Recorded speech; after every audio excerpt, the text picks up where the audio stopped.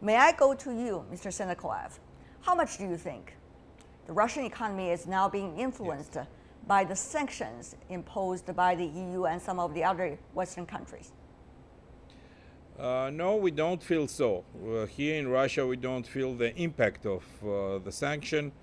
We feel certainly the sanctions on the statistic of economy, etc. But in our life, we are doing all the best for us to make the import substitution and to do another reforms of our economical structure. But Mr. Sanakoev, many say the import substitution is exactly the problem because the quality of the substitution produced in your country could be a little bit inferior to those that could be imported. Of course, with sanctions, you cannot do that. And on the other hand, the companies are raising the prices of these substitution commodities than those that could be imported. And that's a big problem, they say, in the long term for your economy. As this particular time is the best time for us to make these changes in our economy. We feel now that we waste a lot of time before this, and now we should do our best to change the situation. Certainly we have a lot of problems, but we do it. We do it first time now, and we make all the best. And we feel that we can do this. Mr. Bastin, though, how much do you think the sanctions are having an impact on the Russian economy? Some suggest Russian investment around the world have been quite liquid, and also international trade quite active since joining WTO. Really not much impact at all. It's only political pressure. Certainly, if you look at the picture from the medium and certainly in the long term, I think it's inevitable that the sanctions will ultimately bite and that the Russian economy will suffer. Import substitution is a very weak replacement for what really should be the development of the Russian economy and the integration, further integration of the Russian economy across Europe as well as the Asia-Pacific region. So I think looking longer term, looking beyond the statistics right now, the sanctions, if they remain, if they're tightened, if there's any escalation of this political tension, could have a very devastating effect. Mr. Xu, here in Beijing, what does that mean for China? A long time ago, China, Russia have already having very close political relations, but the trade has never catch up with the political, in a way, inspirations. So can this time be different? I do think there are a lot of potentials for bilateral trade between China and Russia. Both governments have set very ambitious target in terms of bilateral trade. But as you have pointed out correctly, so far we have not seen some of the result yet. But we have to also bear in mind the past 2 years we have seen the collapse of commodity prices and of quite a prolonged global economic slowdown. So of course commodity price decline, that's hurting Russian economy. But I do think in the long run, we could benefit so much from the growing bilateral trade. Talking about the commodity prices and especially the energy prices, Mr. Sanakoev, what do you make of the structural reform going on inside Russia that has been talked about for a long time, and this time the drop of the energy prices really put a lot of pressure on your economy? Is it time to really do the structural reform? Is there enough political capital to do it?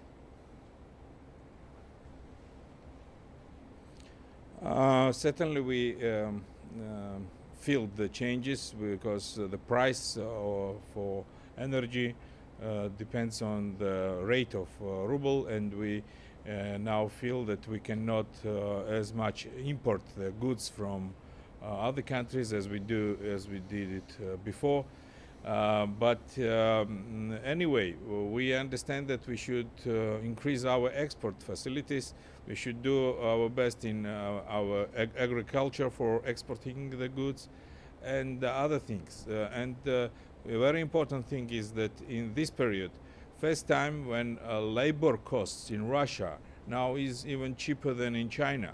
So that means we can do new production in Russia, new plants, new orders. So we do new structure reforms now, and we'll do it better. But the question is whether Russia is going to catch the time, because we all understand that in Russia there has been quite a process when it comes to bureaucratic decision making and also the implementation. So will that, sir, be able to catch up the aspirations? Yes, hope so, that we do it right now. It's always in every history we know that when you down up and you feel that you have already feel the deepness of this downing, that you grow back, and so now we start to grow. Well, Mr. Xu, even talk about the energy sector itself. China, Russia has been having some deals, but many of the deals have been delayed, whether out of Russia's thoughts of a better deal or as a result of some technological issues, to say the least. So do you think that really can be done with this round of energy price turbulence? Actually, if you look at oil price, first of all, no one can forecast oil prices, just no one can do that. But it seems to me, I mean, at least according to many people, we probably have seen the bottom of oil prices in the short term to medium term. And perhaps this is a blessing in disguise for Russia, because if oil price is too high, and of course you don't have incentive to diversify your economy, and if the oil price is too low, and it will be scrambling. So at this price, maybe we see some changes in Russia. And if you look at China, one thing is for sure, and we cannot burn coals. That's mainly for American reasons. We have to also diversify from the reliance on so-called dirty energy. So I do see complementary features between the two economies. Well, you might say so, but what about the other factor that might influence eventually the energy trade between Russia and China? First of all, infrastructure. Yeah. We understand that according to some very conservative estimates, Russia has to invest about 15% really, of its GDP in order to build the infrastructure that it needs, basically, to export all of its energy as well as other products elsewhere. So can that be done? What will be the roles of Russia? What will be the roles of China? Well, that's exactly the complementary feature of the economy, and Russia needs more capital. China has surplus of savings. China is prepared to invest such surplus saving into infrastructures, for example, pipes. But of course, I think both parties need to make some concessions. For example, I think Russia may have to accept, for example, Chinese labor and Chinese workers. And for China, I also think Russia is a very unique economy to do business. So I do think both parties have to make some concessions. Mr. Sanakoev, you know this better than anybody else because you're coming from Russia-China Analytical Center. So you probably can help us about the numbers. To what extent Russia really has to devote its efforts to infrastructure? How fast and efficient can Russia do this? Will that need somebody's support, for example, from China? What kind of support? Will these kind of support always change as a result of the internal politics and also economic situation worldwide? But then there's a problem. China will not be that confident about doing that with Russia if it's always changing. Mr. Sanakoev. Yes, I have just came back from Macau, where it was the 7th International Infrastructure Construction Forum was held very successfully, and the Russian delegation was big enough to introduce its infrastructure projects for cooperation. And I hope that the Russian-Chinese cooperation in construction and infrastructure investments is the biggest opportunity today for any other spheres. We are talking about the construction of toll roads, for example, from the Western China till Europe through Russia. We are talking about the modernization of Trans-Siberian Railway. We are talking about construction of new airports, roads, tunnels, bridges, etc. And we have a lot of these works now in Russia. We have a lot of orders. It's not only governmental, it's also private. So these PPP forms of cooperation is very interesting for our Chinese partners, and we hope that the China will be involved in this huge kind of construction and developing projects in Russia. Professor Bastin, you've been attentively listened to the other two panelists earlier, but of course the role of the European economies are very tricky at this point. On the one hand, they want to develop closer economic ties with Russia because the energy could be a great source for the European economies. But on the other hand, of course, there's sanctions, there's ideological differences, there's political conflicts over there. So what does that put the EU and also the European economies, and how would that mean for, let's just say, another player, China? Well, I think what we're going to see more and more is a softening of the approach from the EU, particularly led by Germany and Chancellor Merkel. And I think they will try their very best to increase the level of engagement and to encourage dialogue with Ukraine and Russia, maybe as a sort of third-party arbitrator, in order to obviously re-engage the Russians and the Russian economy with the ailing European economy. And I think that's what we'll see at this summit, and I think that's what we'll see more and more. What that means for China and the relationship with China, I think that will still flourish. I think it's been given a boost by these sanctions. But I think interestingly, the point hasn't been made that Russia can learn a lot from China. Russia really could learn from China's transition towards premium quality, high investment, premium branding that they're now looking at in China, not just low cost and construction and infrastructure. And that's really what the Russian economy needs to look at more and more, not just short-term, low-cost infrastructure and oil. Yes, indeed. At the St. Petersburg Economic Forum, there are a lot of debates about, different ways of approach. For example, Russia has this mechanism of the Eurasian Economic Union, or EEU. China, of course, earlier proposed the Belt and Road Initiative, or OBOR. But many of these could have some common grounds. That's the best way to put it. It could also have competitions. That's probably the worst way to put it. So, Mr. Xu, what do you make of these competing, some say, mechanism, or rather complementary mechanism in others' eyes? Actually, nothing wrong with competition. I think competition quite often bring the best part of all parties. I think in this case, I mean, really historically, that part of the region was under Russia's influence. At the same time, I think Central China, Asia. yes. At the same time, China is very determined to recreate a link between China and Western Europe through Central Asia.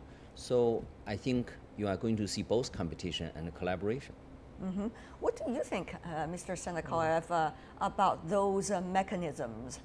Is Russia having in mind any specific plan? Will those plans work well with Chinese plan of OBOR?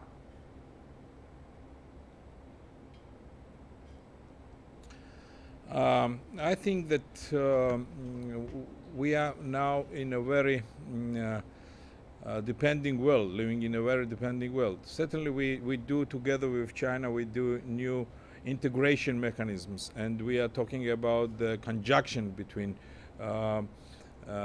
Eurasian Economical Councils area and the new Chinese foreign policy of one road, one belt.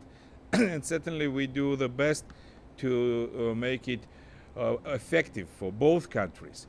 And in the same time, we know that Western countries are making some another platforms which are doing without Russia and China. Even China, for example, TPP, I cannot even imagine how they are going to do it. But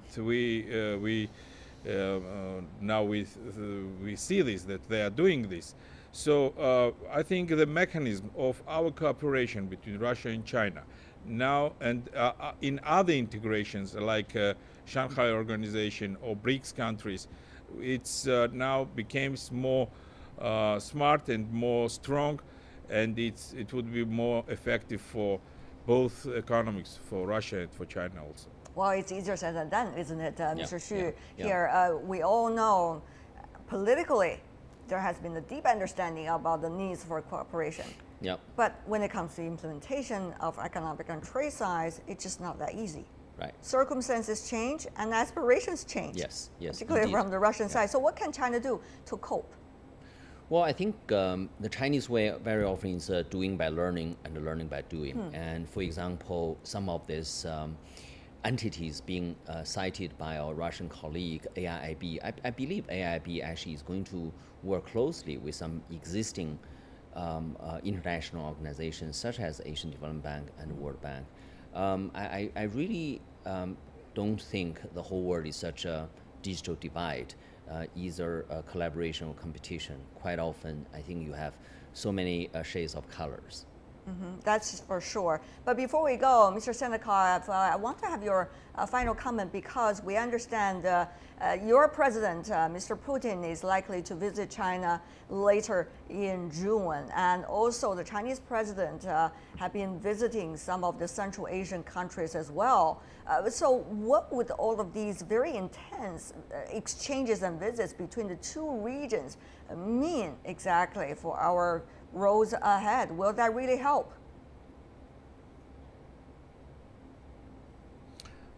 This is the regular visits, and you know that Russian and Chinese leaders are meeting each other several times per year, and certainly we are not talking about that this is something very unusual. It's regular, but certainly we believe and we are waiting for the confirmation of our partnership relationship, and we understand that in this period and this time in the world, Russia and China is showing to other world that how we can make it together and how we are going to cooperate and to develop both countries in cooperation in the 21st century.